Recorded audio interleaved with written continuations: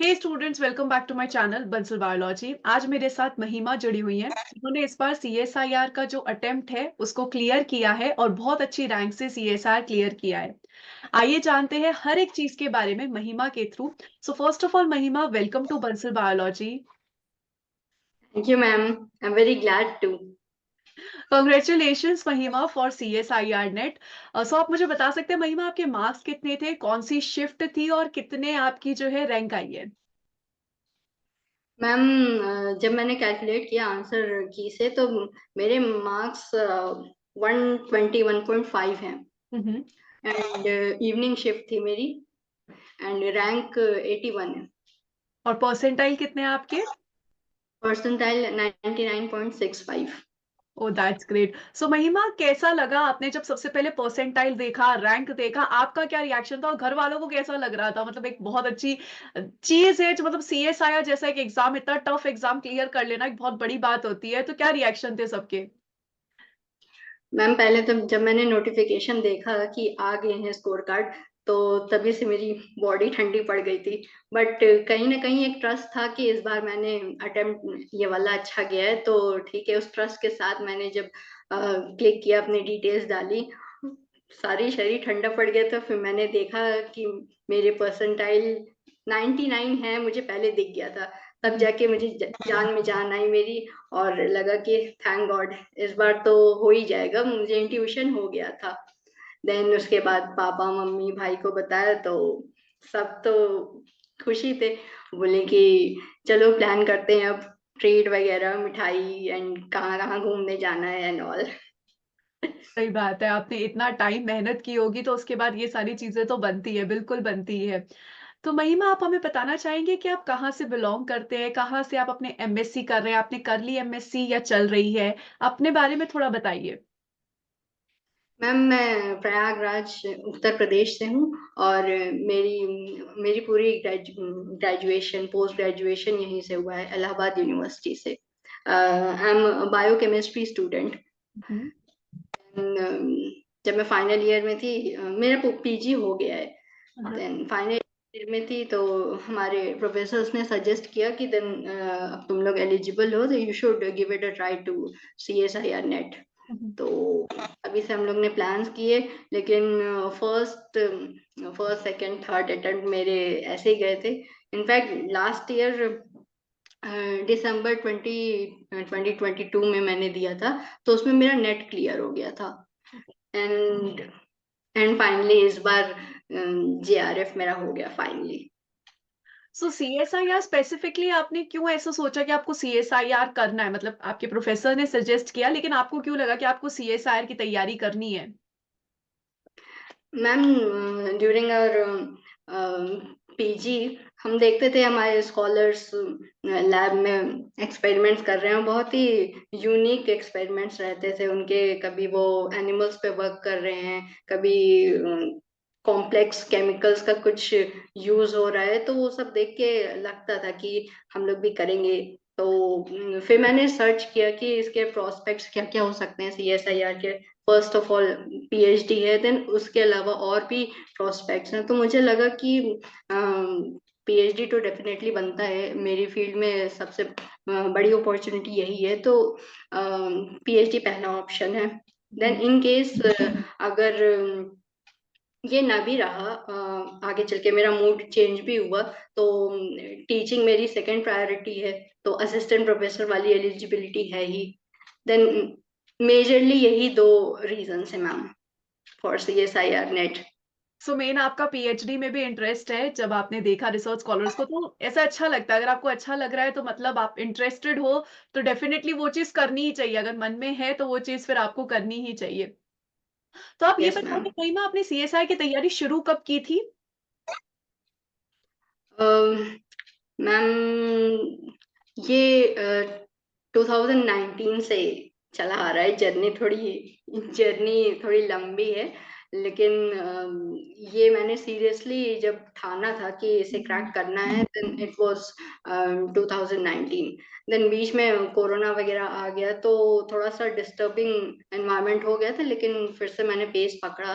And 21 से फिर से स्टार्ट किया मैंने ओके, फाइनली अब। तो फाइनली आपने क्लियर कर लिया, वेरी नाइस। सो आप ये बता पाएंगे महिमा कि आपने कौन कौन सी यूनिट्स इस पर टारगेट की थी CSIR के लिए? मैम एक्चुअली मैंने सिंस जर्नी काफी लंबी है तो मैंने ओवरऑल सब पढ़ा हुआ था। एंड इस बार का बताऊं तो मेरा जो फोकस रहा है बायोकेमिस्ट्री, मॉलिक्यूलर बायोलॉजी, इन सब से कनेक्टेड प्लांट फिजियोलॉजी है ही तो ऑटोमेटिकली वो भी आ गया, genetics and ecology and environment, and the last one that is applied portion. Okay Yes. Okay, so मेरे बेसिकली सब yes, कुछ ही पढ़ा हुआ है, लेकिन मेजर आपने दिसंबर के लिए इन सबको ज्यादा फोकस में रखा था। यस मैम, ज्यादा फोकस में रखा था और बाकी जो यूनिट है वो कहीं ना कहीं लिंक हो ही जाती हैं तो उसके भी जो स्पेशली इम्पोर्टेंट टॉपिक्स है लाइक डाइवर्सिटी वगैरह, उनके कुछ इम्पोर्टेंट टॉपिक्स हैं, क्लासिफिकेशन हो गया एंड जूलॉजिकल टाइम स्केल्स, ये सब जो आते ही हैं, फ्रीक्वेंसी ज्यादा है जिन टॉपिक्स की, वो मैंने साथ साथ लेके चलाई है। सो महिमा, जैसे कि आप बता रहे हो कि आपने एक तरीके से 2019 में स्टार्ट किया था और 2021 में आप पूरे अच्छे से स्टार्ट करने लग गए थे, तो जर्नी काफी लंबी है। और इतनी लंबी जर्नी में थकान होने लग जाती है, निराशा भी होने लग जाती है, डिमोटिवेशन भी होने लगता है। तो ये सब होता था अगर आपके साथ, क्योंकि इंसान है, इंसान में ये सारी चीजें तो होती है, तो इन सबको किस तरीके से आप कोप अप करते थे, किस तरीके से अगले दिन उठ के तैयारी करने का मोटिवेशन लाते थे, ये सारी चीजें कैसे करते थे आप? मैम डिमोटिवेशन तो बहुत ही हुआ है और कई बार लगता था कि नहीं इस बार नहीं करना है, छोड़ो इसे, सब भाड़ में जाए ऐसा लगता था। लेकिन फिर एक दिन गया, 2 दिन गया, फिर ऐसा लगता है कि इसमें टाइम बहुत वेस्ट हो रहा है, वापस से शुरू करो। और कभी ज्यादा डिमोटिवेट हो जाते थे तो सीनियर से बात कर लेते थे, वो भी बताते थे कि डिमोटिवेशन फेज नॉर्मल है, सबके साथ होता है, लेकिन इसके अंडर इतना नहीं हो जाना है कि सब कुछ वेस्ट हो जाए। टाइम मैनेजमेंट बहुत जरूरी है इसके लिए। तो मुझे लगता था कि सही बात है। एंड आप लोगों का वीडियो देखते थे तो भी मोटिवेट होते ही थे। और जैसे कभी कभी कॉन्सेप्ट नहीं क्लियर हो पाते थे तो उसमें अलग फ्रस्ट्रेशन होती थी, तो अम, आपका वीडियो लगाती थी। जैसे आपने पढ़ाया था जेनेटिक्स में क्रॉस ओवर्स, न्यूरोस्पोरा पॉइंट का क्रॉसओवर, क्रॉस। पॉइंट क्रॉसओवर, जी जी जी। हम्म। तो मैम वो मैंने पढ़ा था और वो इतना अच्छे से क्लियर हुआ। देन जब टॉपिक नहीं समझ में आया उसके बाद वो उतनी ही आसानी से समझ में आया तो बहुत अच्छा लगता है, मोटिवेशन डबल हो जाती है। एंड देन वो मैंने पढ़ा आपसे और उसके बाद इस बार इवनिंग शिफ्ट में उसका क्वेश्चन भी आया था। देन क्वेश्चन देखते ही आपकी इमेज मेरे माइंड में आ गई थी, वो वीडियो और वो सारे एक्सप्लेनेशन मेरे माइंड में चलने लगे थे। सो स्वीट, ये बहुत बड़ी बात आपने कह दी कि एग्जाम में आपको टीचर का फेस दिख रहा है, मतलब ये तो बहुत ही बड़ी बात हो गई है। सो हाँ, ये बात एक्चुअली होती है कि जब हम प्रिपरेशन कर रहे होते हैं और जब कॉन्सेप्ट क्लियर नहीं होते और कहीं से देख के कॉन्सेप्ट 2 मिनट में क्लियर हो जाए, तो ऐसा लगता है बस दुनिया जहान हमारे कदमों में ही आ गई है। ऐसा डेफिनेटली लगता है कि भाई साहब ये तो क्या ही हो गया। तो वो एक अचीवमेंट लगता है एक तरीके से कि अचीव कर लिया हमने बहुत बड़ा। सो ना, बहुत सारे फैक्टर्स होते हैं जिनके थ्रू आप अपने आप को मोटिवेट कर सकते हो, आप अपनी तैयारी को एक पुश दे सकते हो। सो इसी में ही मैं आपसे अभी बंसल बायोलॉजी यूट्यूब की बात चल रही है, तो इसी में ही मैं आपसे पूछना चाहूंगी कि बंसल बायोलॉजी जो यूट्यूब है उसने आपको किस तरीके से हेल्प किया महिमा आपकी प्रिपरेशन में?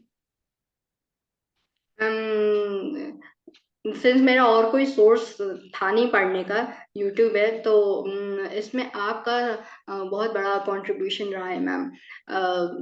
जैसे कि जेनेटिक्स की कुछ टफ एंड कॉम्प्लेक्स टॉपिक, उसमें काफी हेल्प हुई है मुझे। हम्म। एंड जो छोटे छोटे आप शॉर्ट्स बनाते हो टॉपिक्स के, उस उससे बहुत ज्यादा हेल्प हुई है। एंड हाँ, I will dedicate you a big thank you because आप नहीं होती, आपके वीडियोस नहीं होते ना, तो शायद ही मुझे कहीं और से हेल्प हो पाती। एंड बुक्स में तो इतना टेक्निकल लिखा रहता है कि शायद हर चीजें बुक से नहीं समझ में आती, एक इजी एक्सप्लेनेशन चाहिए होता है। एंड मॉलिक्यूलर बायोलॉजी में आपके कुछ वीडियोस थे, complex regulation, post translational regulation, वो सारे बहुत हेल्प किए मैम, और उसके क्वेश्चंस भी आए थे। डेफिनेटली जब हम डायरेक्टली स्टैंडर्ड बुक से पढ़ते हैं, बहुत अच्छे से हमने पहले उस टॉपिक को नहीं पढ़ा हुआ, स्टैंडर्ड बुक से डायरेक्टली जाके अगर पढ़ोगे तो समझ ही नहीं आता है ये लिखा क्या हुआ है, ये समझ ही नहीं आता है, बहुत मुश्किल है समझना। पर वही चीज अगर आप यूट्यूब से या किसी टीचर से समझ लो और बाद में देखो तो लगता है ये तो कुछ भी नहीं है, तो कितना ईजी है। तो फिर शेर वाली फीलिंग आ जाती है, एक बार समझ लिया तो फिर शेर वाली आती है, पहले नहीं आती है, तो ये हर किसी के साथ होता है।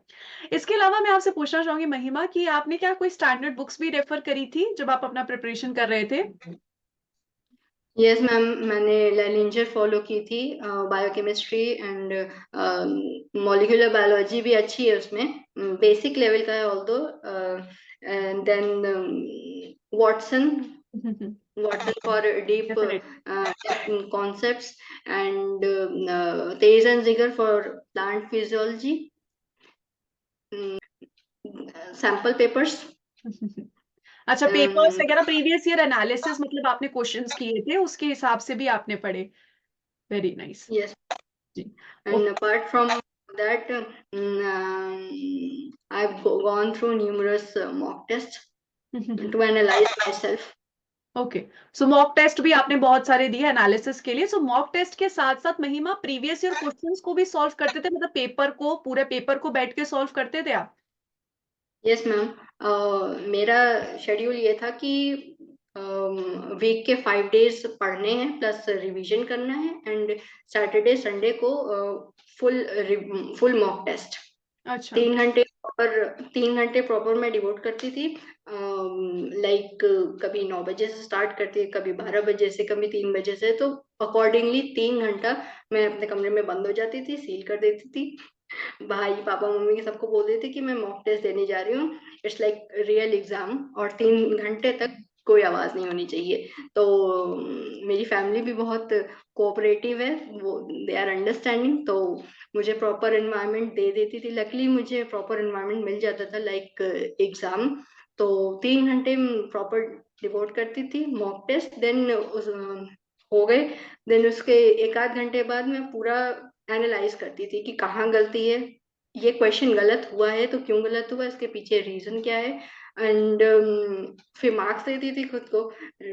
देन जहाँ जरूरत होती थी तो अगेन रिवीजन। ये साइकिल था मेरा पूरा 7 डेज का।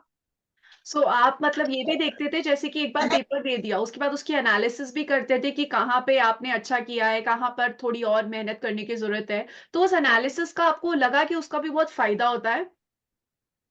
यस मैम, लाइक एग्जाम से 1 आध वीक पहले मेरे मॉक टेस्ट में 110, 15, 120 मार्क्स आने लगे थे। तो एंड ये कंसिस्टेंसी बन गई थी, तो मुझे पॉजिटिविटी आई कि पूरा ठीक जा रहा है, एग्जाम में भी ऐसे ही होगा, लाइक तो बस भगवान का नाम लेके पेपर वाले दिन गए थे।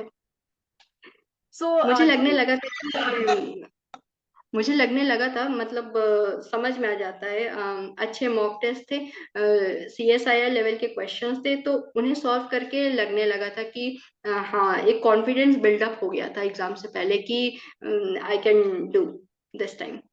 डेफिनेटली। सो महिमा महिमा आपको लगता है कि ये सब जो आप टेस्ट देते थे घर पे बैठ के, इन सब से आपको टाइम मैनेजमेंट सीखने को भी मिला कि आप प्रेशर किस तरीके से एग्जाम के टाइम पे कम करते हैं, किस तरीके से एग्जाम को अटेम्प्ट करना है, ये सारा भी आपने कहीं ना कहीं सीखा, ये जो आप 3 घंटे अलार्म लगा के करते थे क्वेश्चंस को सॉल्व?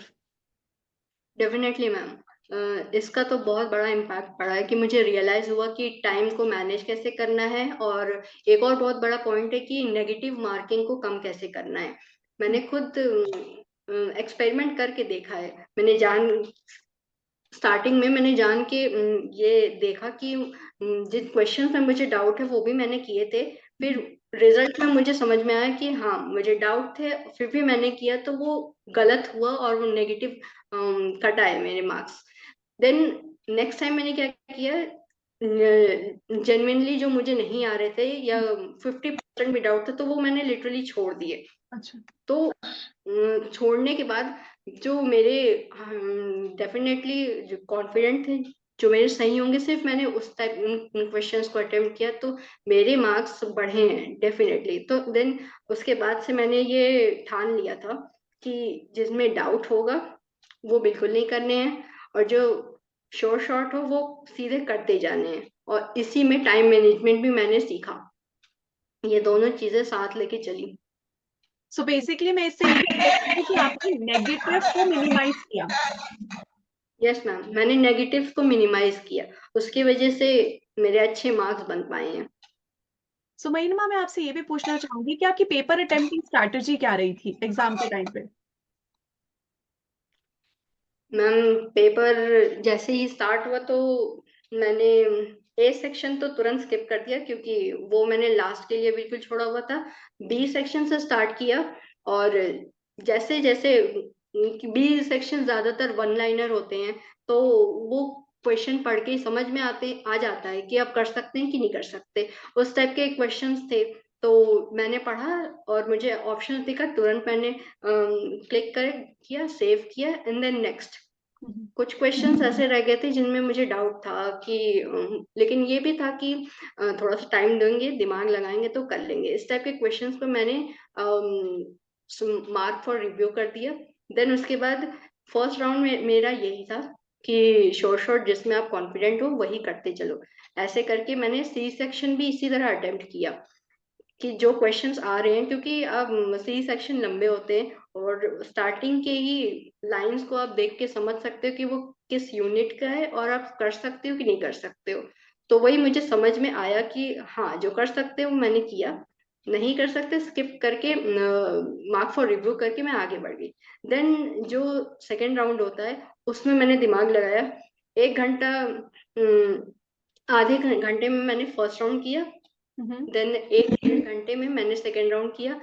और बचा हुआ जो टाइम था, लाइक 1 आवर बचा होगा, तो मैंने उसमें तब मैं ए सेक्शन पे जंप की। तो जो वहां मुझे आ रहे थे वो मैंने किया। लगभग 6 7 क्वेश्चन किए होंगे मैंने ए सेक्शन में। उसके अलावा मुझे नहीं आ रहा था, तो मैंने कोई फालतू गेस नहीं किया, कुछ भी ऐसा नहीं किया। जो आ रहे थे वो मैंने शॉर्ट शॉर्ट कर लिया। तो इस तरह मेरा पूरा पेपर भी हो गया था। और इस बार इनफैक्ट कुछ टाइम 15 20 मिनट्स एक्स्ट्रा बच भी गए थे। तो फिर मैं स्क्रॉल कर रही थी कि देखूं कुछ और हो सकता है कि नहीं हो सकता है। सो आपकी बात मुझे सुन के यही लग रहा है महिमा कि आपने पूरे जो अपने 3 आवर्स है उनको बहुत अच्छे से यूटिलाइज किया, बहुत प्रॉपर तरीके से आपने उनको यूज किया जितने भी आपके 3 आवर्स थे।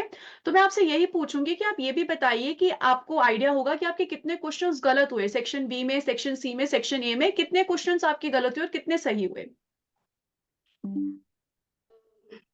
मैम सेक्शन बी में मैंने 25 अटेम्प्ट किए थे, उसमें से 2 क्वेश्चन मेरे गलत हुए। एंड सी सेक्शन में मेरे 22 अटेम्प्ट थे, उसमें भी 2 क्वेश्चन गलत हुए। ओके। और ए सेक्शन में मैंने 6 अटेम्प्ट किए थे, उसमें से मेरे 3 गलत हो गए। पर आपने बहुत अच्छे से ये चीज मेंटेन की है, मतलब इतने कम नेगेटिव करना ये एक बहुत सराहनीय चीज है। बच्चों के बहुत ज्यादा गलत होते हैं, आपके बहुत कम गलत हुए हैं। सो मैं ये कह सकती हूँ कि आपने जो भी घर पे बैठ के 3 आवर की टेस्ट दिया, जो भी आपने किया, वो आपको डेफिनेटली बहुत ज्यादा हेल्प किया, एग्जाम में बहुत ज्यादा हेल्प किया। इसके अलावा मैं आपसे एक और प्रश्न पूछना चाहूंगी कि जब आप प्रिपरेशन कर रहे थे तो आपने अपने नोट्स बनाए थे, और बनाए थे तो उनको किस तरीके से बनाया था? मैम मेरे लाइक आप लोग के वीडियोस देख के ही मेरे नोट्स बनते रहते हैं, उसमें कुछ इम्पोर्टेंट पॉइंट लगा मुझे तो मैंने वो नोट डाउन कर दिया। इसी तरह जब मैं कोई कॉन्सेप्ट बुक से पढ़ती हूँ तो मुझे जो जो इम्पोर्टेंट लाइंस लगती हैं, या पूरा कॉन्सेप्ट पढ़ने के बाद मुझे जितना समझ में आता है वो मैं अपने लैंग्वेज में लिख लेती हूँ। एंड वो ऐसे नोट्स हैं कि वो CSIR के लिए नहीं, बाकी जितने लाइफ साइंस के पेपर हैं सब में वो यूज हो सकते हैं। डेफिनेटली अगर आप एक एग्जाम के लिए बना रहे हो जो कि सीएसआई नेट लेवल एग्जाम के लिए अगर आप बना रहे हो तो उससे फिर हर एक हो सकता है, एमएससी एंट्रेंस हो सकता है, गेट डीबीटी, सब जगह वो आपको हेल्प करेंगे और जीवन भर हेल्प करते हैं। कितनी बार स्टूडेंट्स ऐसे कहते हैं कि मैम हम तो उन्हें लेकर चले गए जब पीएचडी करने जिस भी इंस्टीट्यूट में गए, और उन सारे नोट्स को लेकर गए क्योंकि वो हमारी कॉन्सेप्ट को और क्लियर क्लियर करते रहे। इसके अलावा मैं आपसे पूछना चाहूंगी कि आपने रिवीजन करने के लिए क्या स्ट्रैटेजी अपनाई थी, और जब आप नए टॉपिक्स पढ़ रहे थे तो आप कैसे बैलेंस करते थे, टाइम को कैसे बैलेंस करते थे? अगेन मैम, मेरी रिवीजन स्ट्रैटेजी ये नहीं रही कि आज सुबह उठे और दिमाग में आया कि हाँ मुझे ये टॉपिक्स पढ़ना है और उसका शुरू कर दिया, ऐसे नहीं होता था। अगेन मेरा ये रहता था कि मॉक टेस्ट देते हैं, उसमें से जो मुझे नहीं समझ में आ रहा है या फिर ऐसा लगता था कि हाँ ये क्वेश्चन उस यूनिट का है, देखा देखा हुआ है, बट क्या हो सकता है ये नहीं समझ में आता था, उसके अकॉर्डिंग मैं एनालाइज करती थी कि अच्छा ये टॉपिक पढ़ने की जरूरत है, ये टॉपिक बिल्कुल नहीं आ रहा, देखा हुआ है लेकिन आता नहीं है, ये पढ़ने की जरूरत है। तो मैं मॉक टेस्ट के थ्रू एनालाइज करती थी कि मुझे कहाँ रिवीजन की जरूरत है, देन मैं रिवीजन पे आती थी। एंड 2-3 रैंडम जो अलग होते थे, like molecular biology, ecology, physiology, and like biochemical technique, last के वो जो 12-13 यूनिट्स है, इस तरह के डिफरेंट यूनिट्स का कॉम्बिनेशन लेके मैं पढ़ती थी ताकि ब्रेन बोर ना हो, अटेंटिव रहे, एंड 2-3 अलग अलग कॉन्सेप्ट एक साथ पढ़ते चले। ओके। तो मैं ये कह सकती हूँ कि आपने बहुत सारे ट्रायल मेथड किए, कि आपने ट्राई की चीजें, बहुत ज्यादा आपने ट्राई की, जो जो हो सकता है आपने हर एक तरीके से सब कुछ करने की कोशिश की ताकि आप सीएसआईआर क्लियर कर सके। मुझे आपने बहुत सारे ट्राई भी किए, और ये मैं जितनी आपकी बातें सुन रही हूँ उससे मैं ये समझ सकती हूँ कि क्वेश्चन प्रैक्टिस का एक बहुत बड़ा हाथ है आपके सीएसआर क्लियर होने में। बिल्कुल मैम, बिल्कुल। जितना हो सके मैंने अलग अलग टाइप के क्वेश्चंस अटेंड किए हैं, from easy to hard level, from to experimental level, मैंने हर तरह के क्वेश्चंस पे ट्राई किया है। सो महिमा, ऐसा भी होता था कि समझो आपने कोई कॉन्सेप्ट पढ़ लिया है लेकिन क्वेश्चन सॉल्व करके ऐसा लगा कि वो कॉन्सेप्ट और ज्यादा क्लियर हुआ क्वेश्चन सॉल्व करके? यस मैम, इनफैक्ट क्वेश्चन, कभी कभी क्वेश्चन पे कुछ ऐसी इंफॉर्मेशन लिखी रहती थी उस टॉपिक के बारे में जो एल्स मुझे नहीं पता है, तो वो तुरंत मैं वन लाइनर के फॉर्म में वो क्वेश्चन को नोट डाउन कर लेती थी अपने नोट्स में। ऐसा बहुत बार होता है मैम। सो क्वेश्चन प्रैक्टिस बहुत ज्यादा इंपॉर्टेंट है, उसी के साथ साथ रिवीजन भी। जैसे कि मैंने बहुत सारे स्टूडेंट्स को किया, वो क्या करते हैं, एक बार पढ़ लिया और बस पढ़ लिया, अब रिवीजन नहीं करना या क्वेश्चन प्रैक्टिस नहीं करनी, अब तुम्हारा निकल जाएगा। बहुत सारे टॉपर्स ने भी ये बात बोली कि उन्होंने पहले अटेम्प्ट में ही गलती की थी कि एक बार पढ़ लिया हो गया, अब मेरे नहीं कर। साथ भी स्टार्टिंग में यही गलती हुई थी, मतलब एक पहली बार क्या होता है कि आप नया नया कुछ पढ़ो और वो आपको अच्छे से समझ में आ जाए तो आप अलग ही लेवल पे कॉन्फिडेंट हो जाते हो और ऐसा लगता है कि दिमाग में हमेशा रहेगा, कभी भी पूछो आराम से हो जाएगा। लेकिन वही चीज 4-5 1-2 हफ्ते बाद उसी से रिलेटेड क्वेश्चन आप करने लगो ना, तो बस यही याद रहता है कि हाँ ये पढ़ा था, उसके अंदर क्या कॉन्सेप्ट है सब निकल चुका होता है दिमाग से। वो है ना तो इस पहली बार बार। ऐसी कोई ये तो इस बार ऐसी कोई गलती ना हो, इसके लिए मैं रिवीजन और मॉक टेस्ट को हर दिन साथ में लेके चली हूँ। वो ऐसा होता है ना कि जब हम पहली बार पढ़ते हैं तो ऐसा लगता है आज मैं ऊपर आसमान नीचे वाली बात आ जाती है, और जब टेस्ट देते हैं तो लगता है कि नहीं, आसमान ही ऊपर है हम ही नीचे, रिवीजन करो भैया, तो वही वाली बात यहाँ पर हो जाती है। इसके अलावा महिमा, मैं आपसे पूछना चाहूंगी कि जब आपने यूनिट्स प्रिपेयर की तो ऐसी कौन सी यूनिट थे जो आपको लगी कि आप इजी है, और ऐसी कौन सी यूनिट लगी जो आपको लगा यार टफ है? टफेस्ट और इजी यूनिट आपको कौन सी लगी? इजी में आ जाएंगी, मेरे अकॉर्डिंग मैं बता रही हूँ। डेफिनेटली। मुझे मॉलिक्यूलर बायोसेंस, मेरा बैकग्राउंड बायोकेमिस्ट्री है, तो बायोकेमिस्ट्री मुझे अच्छी लगती है, ऑल्दो उसके कुछ टॉपिक्स तो हार्ड है, लाइक पीएच एंड जो उससे रिलेटेड जो न्यूमेरिकल पार्ट आ जाते हैं वो थोड़े टफ है, लेकिन overall biochemistry is my pick. And उसके साथ साथ मॉलिक्यूलर बायोलॉजी एंड ये सब चल रहे हैं, तो इसी की कॉम्प्लीमेंट्री प्लांट फिजियोलॉजी भी आ ही गया है।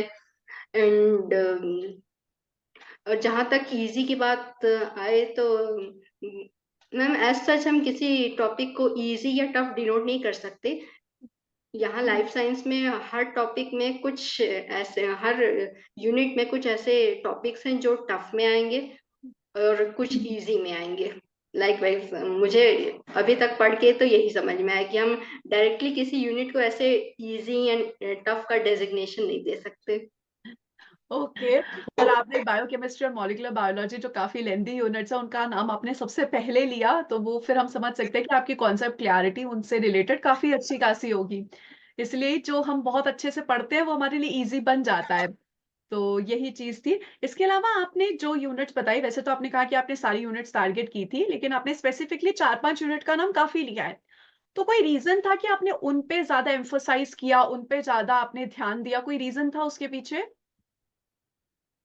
मैम क्योंकि पीजी में मेरा यही बैकग्राउंड रहा है, तो ये एक प्लस पॉइंट था कि मुझे पीजी टाइम से ही इनके कॉन्सेप्ट्स क्लियर थे। तो ये तो मेरे साइड पिक्स है नहीं, इसके साथ फिर मैंने लाइफ साइंस कवर करने के लिए और भी क्लैरिटी की जरूरत होती है, तो मैंने बाकी जैसे प्लांट फिजियोलॉजी मुझे स्टार्टिंग में बिल्कुल नहीं समझ में आती थी, अपार्ट फ्रॉम फोटोसिंथेसिस, क्योंकि वो बायोकेमिस्ट्री से लिंक करके हो ही जाता है।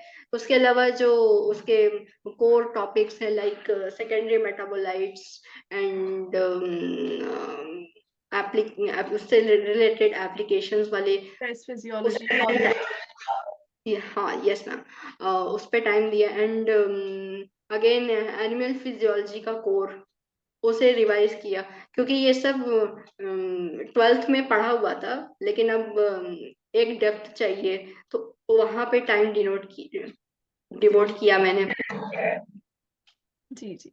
इसके अलावा जब आप एग्जाम दे रहे थे तो डेफिनेटली एग्जाम में प्रेशर तो लगा होगा, कुछ भी कहें प्रेशर बर्डन कहीं ना कहीं आ जाता है, क्योंकि लिए इस चीज की आप तैयारी करो इतने सालों से। तो आपने वो कैसे हैंडल किया था महिमा?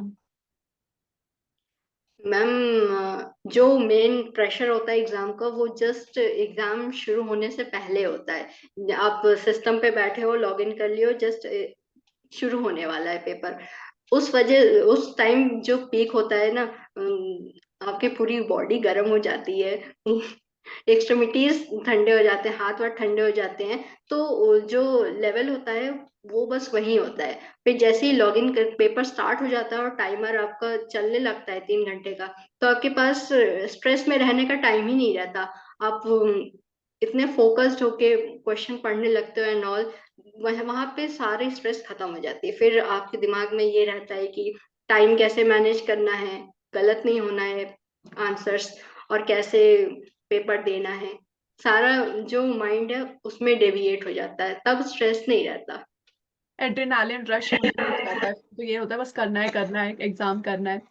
इसके अलावा महिमा मैं आपसे ये पूछना चाहूंगी कि अब आपके क्या प्लान है आफ्टर सीएसआर क्लियर करने का? अब क्या प्लान है आपका? मैम अब तो इंटरव्यूज देने हैं पीएचडी के। पीएचडी के एंड इंटरव्यू देने श्योर हो आप? यस मैम, और उसके साथ साथ असिस्टेंट प्रोफेसर्स के भी वैकेंसीज को हम लुक आउट कर रहे हैं। एंड महिमा एक और बात मुझे आपसे पूछनी थी कि जब सेक्शन सी था, तो इस बार का जो सेक्शन सी है या आजकल जो सीएसआर सेक्शन सी पूछ रहा है उसमें काफी एक्सपेरिमेंटल बेस्ड क्वेश्चंस पूछ रहा है, 2 यूनिट्स को मिला के क्वेश्चंस पूछ रहा है, लंबे क्वेश्चंस आते हैं। तो उसमें आपने किस तरीके से क्या स्ट्रैटेजी लगाई थी कि आप टॉप 25 क्वेश्चंस चूज करोगे? क्या स्ट्रैटेजी आपकी थी? मैम अगेन मेरी स्ट्रैटेजी मॉक टेस्ट के थ्रू ही डेवलप हो गई थी कि कैसे करने हैं, क्योंकि माइंड में ये रहता है कि आपको सिर्फ 25 क्वेश्चन ही लेने हैं, और उसके अकॉर्डिंग देखा जाए तो 3 घंटे ज्यादा ही है, मोर देन इनफ है। तो मैंने ये सोच लिया था कि मुझे स्टार्टिंग में क्वेश्चन पढ़ने हैं जो मुझे लगेगा मैं कर सकती हूँ, उसे तुरंत क्लिक करके आगे बढ़ जाऊंगी। उसमें इफ बट का या सेकंड थॉट का टाइम नहीं देना है। जो आ रहे हैं दैट्स इट, जो नहीं आ रहे हैं उन्हें छोड़ो, क्योंकि ऐसा हो ही नहीं सकता आपको 70 क्वेश्चंस में 25 मिले ही ना। हाँ ऑब्वियसली डेफिनेटली, अगर आपने पढ़ा है नहीं पढ़ा है तो अलग बात है, पढ़ा है 7-8 यूनिट भी करे हो तो आपको मिल जाएंगे, डेफिनेटली मिल जाएंगे। इसके अलावा मैम बहुत अच्छे से मिल जाते हैं। अगर आपकी स्ट्रैटेजी सही है तो 25 तो इनफैक्ट आपको 25 से ज्यादा ही सही मिल जाएंगे। फिर आपको ये चूज करना होता है कि मैं ये वाला करूं या ये वाला करूं, जबकि दोनों में आप कॉन्फिडेंट हो। लाइक सिचुएशन ये हो जाती है।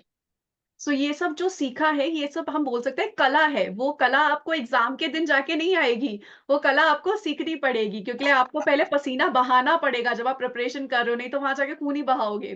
तो ये कला सीखनी पड़ेगी जो आपने आज बताई, बहुत अच्छी तरीके से बताई कि आपने क्वेश्चंस करके, जितने क्वेश्चंस करोगे उतना अच्छा इस कला को सीखोगे।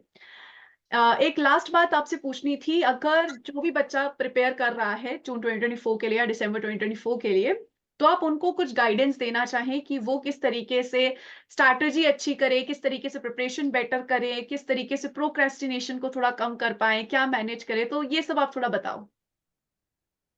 मैम, मेरा एडवाइस तो यही रहेगा कि रिवीजन करने के लिए ऐसे अंधा चुक्की कुछ भी मत उठा के यूनिट उठा के शुरू कर लो। आप अपने आप को पहले एनालाइज करो कि एक्चुअली कहाँ रिवाइज करने की जरूरत है। क्योंकि हर कोई पढ़ा ही है, ऐसा नहीं कि कोई एब्सोल्यूट बिगनर हो, एबीसी से शुरू कर रहा हो। सबको कुछ ना कुछ पता ही रहता है। बस ये है कि आप ये जानो, अपना लेवल ऑफ नॉलेज जानो कि आप कहाँ स्टैंड करते हो। एक बार वो पता चल गया, देन स्ट्रैटेजिकली आप अपने उस नॉलेज को आगे ले जा सकते हो, इम्प्रूव कर सकते हो।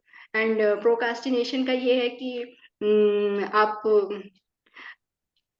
जून का जो रिजल्ट आने वाला है उस दिन आप अपने आप को अज्यूम करो। उस दिन जो नंबर ऑफ लिस्ट आती है रोल नंबर की, उसमें आपका नंबर होने वाला है कि नहीं, ऐसा अज्यूम करोगे। आई मीन रिजल्ट वाले डे आप खुद को अज्यूम करोगे ना, तो आपको प्रोक्रेस्टिनेशन और स्ट्रेस हो ही नहीं सकता। आपको एक अलग लेवल का क्यूरोसिटी, एंजाइटी होने लगेगी कि मुझे पढ़ना है, मुझे ये टॉपिक कवर करना ही करना है। ये वाली सिचुएशन हो जाती है।